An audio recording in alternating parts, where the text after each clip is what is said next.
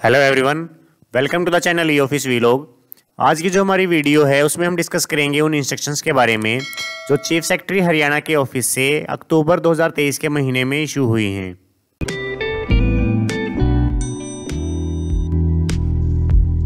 अक्टूबर महीने की सबसे पहली इंस्ट्रक्शन मैटरनिटी लीव से रिलेटेड है। ये सितंबर महीने में इशू हो गई थी, लेकिन अक्टूबर महीने में इसको सेम नंबर एंड डेट के साथ सब्स्टिट्यूट करके इशू किया गया है।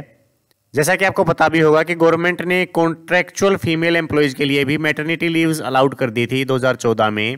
4/8/2014 का एक लेटर था, उसके तहत ये लीव्स अलाउड कर दी गई थी कॉन्ट्रैक्चुअल फीमेल एम्प्लॉयज़ के लिए भी। इसके बाद HKRN आने के बाद जिन एम्प्लॉयज़ की सैलरी 21,000 रुपये तक थी उसके लिए गवर्नमेंट ने इंस्ट्रक्शन इशू की थी कि उनको मैटरनिटी लीव दे दी जाए और उस पीरियड के दौरान उनके ऊपर जो खर्चा होगा सैलरी के ऊपर उसको इंटेंडिंग डिपार्टमेंट ही वहन करेगा। इसके बाद कई डिपार्टमेंट्स ने गवर्नमेंट से पूछा था कि जिनकी सैलरी 21,000 से ज़्यादा है उसके ऊपर जो खर्चा होगा मैटरनिटी बेनिफिट्स के ऊपर तो उसको आउटसोर्सिंग एजेंसी वहन करेगी या फिर कंसर्न डिपार्टमेंट।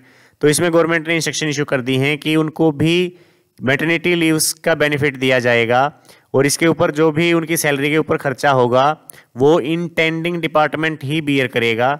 यहाँ पर आप देख सकते हैं। इसके बाद जो नेक्स्ट इंस्ट्रक्शन है वो विजिलेंस रिपोर्ट के ऊपर कमेंट से रिलेटेड है।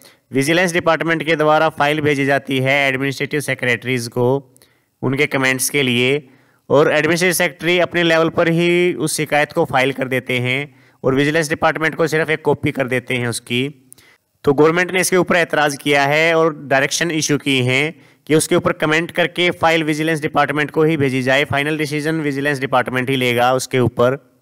इसके बाद जो नेक्स्ट इंस्ट्रक्शन है वो एक CWP से रिलेटेड है।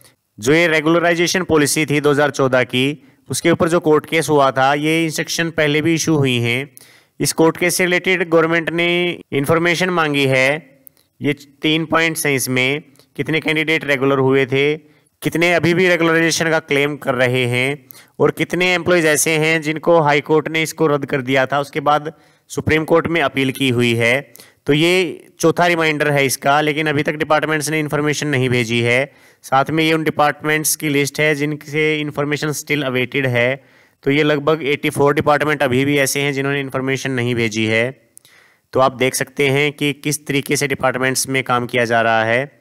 इसके बाद जो नेक्स्ट इंस्ट्रक्शन है वो ग्रुप A और B की पोस्ट के लिए रिजर्वेशन से रिलेटेड है।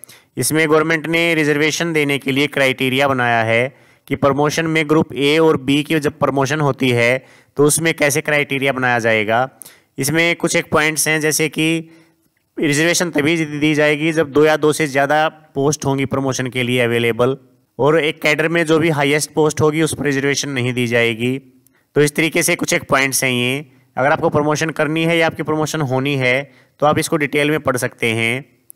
इसके बाद जो नेक्स्ट इंस्ट्रक्शन है वो GIS टेबल से रिलेटेड है। अक्टूबर से लेकर दिसंबर तक की GIS टेबल इशू की है चीफ सेक्रेटरी ऑफिस ने। इसको आप देख सकते हैं। GIS की कैलकुलेशंस के बारे में मैं वीडियो अपलोड कर चुका हूँ।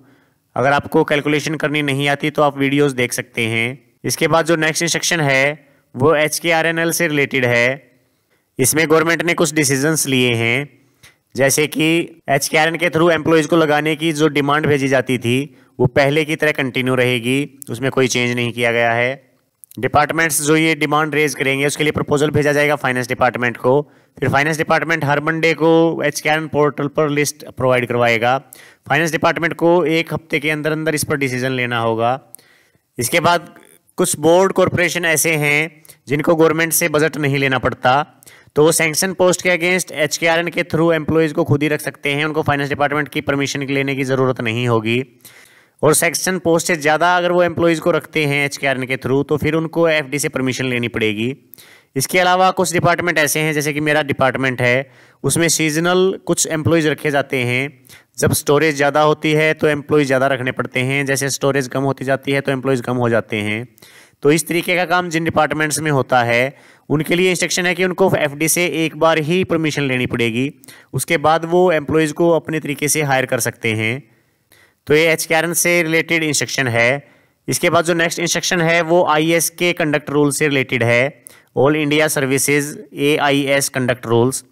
इसमें रूल 16 का क्लोज है 3, उसमें डायरेक्शंस हैं कि कोई भी ऑफिसर गवर्नमेंट की नॉलेज के बिना कोई प्रॉपर्टी एक्वायर नहीं करेगा और ना ही किसी प्रॉपर्टी को डिस्पोज करेगा।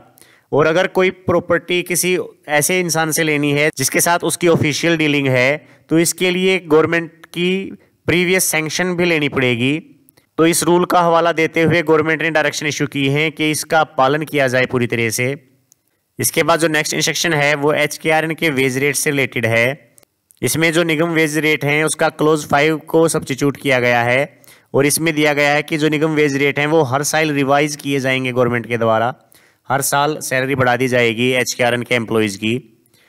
इसके बाद जो नेक्स्ट इंस्ट्रक्शन है वो लैपटॉप एंड प्रिंटर के परचेज से रिलेटेड है। हालांकि ये इंस्ट्रक्शन सिविल सेक्रेटेरिएट के रिलेटेड है, उनको जो लैपटॉप और प्रिंटर्स परचेज करने हैं HSS 1 कैडर के एम्प्लॉयज़ को जो हरियाणा सिविल सेक्रेटेरिएट में काम करते हैं।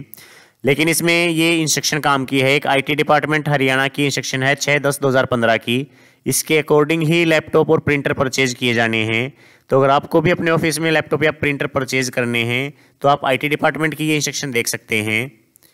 इसके बाद जो नेक्स्ट इंस्ट्रक्शन है वो डिक्रिमिनलाइजेशन ऑफ एक्ट से रिलेटेड है।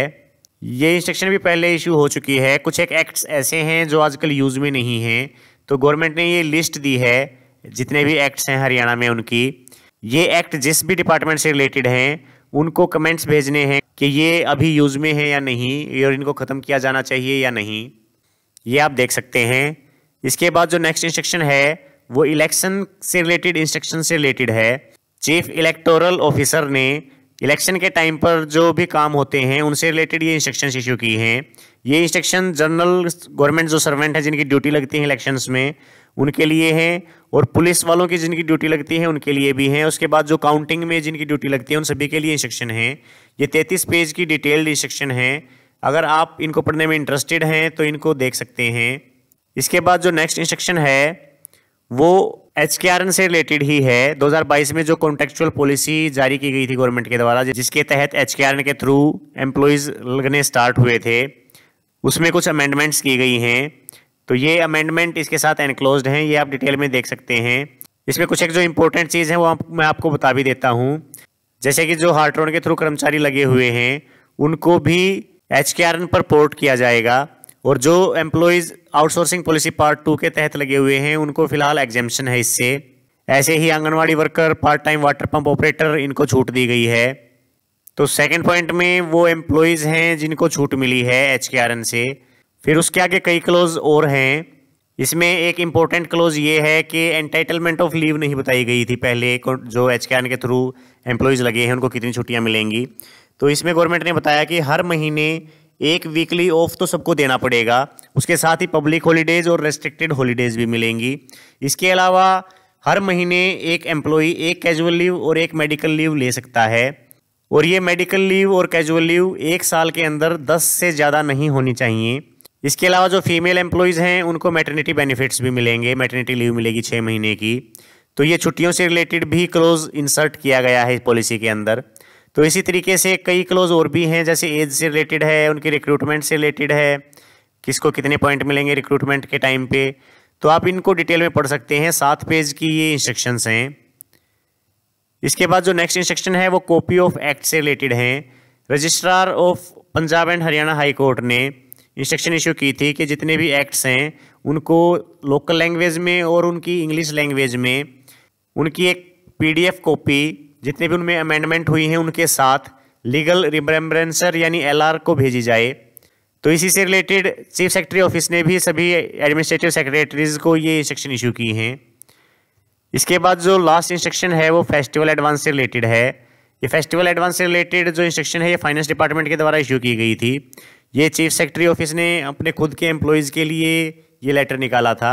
इसमें आप देख सकते हैं जो इनका एप्लीकेशन फॉर्म है फेस्टिवल एडवांस के लिए, अगर इसी टाइप का आप अपने डिपार्टमेंट में ही बनाना चाहते हैं अपने ऑफिस के लिए तो इसको कॉपी कर सकते हैं। तो ये कुछ इंस्ट्रक्शंस थी जो चीफ सेक्रेटरी ऑफिस हरियाणा ने अक्टूबर 2023 महीने में इशू की हैं। इसके अलावा भी अगर आपको किसी इंपॉर्टेंट इंस्ट्रक्शन का पता है तो कमेंट करके ज़रूर बताएं। अगर आप चैनल पर नए हैं तो चैनल को सब्सक्राइब करें। आज की वीडियो में बस इतना ही, फिर मिलते हैं किसी नेक्स्ट वीडियो के साथ। तब तक के लिए जय हिंद।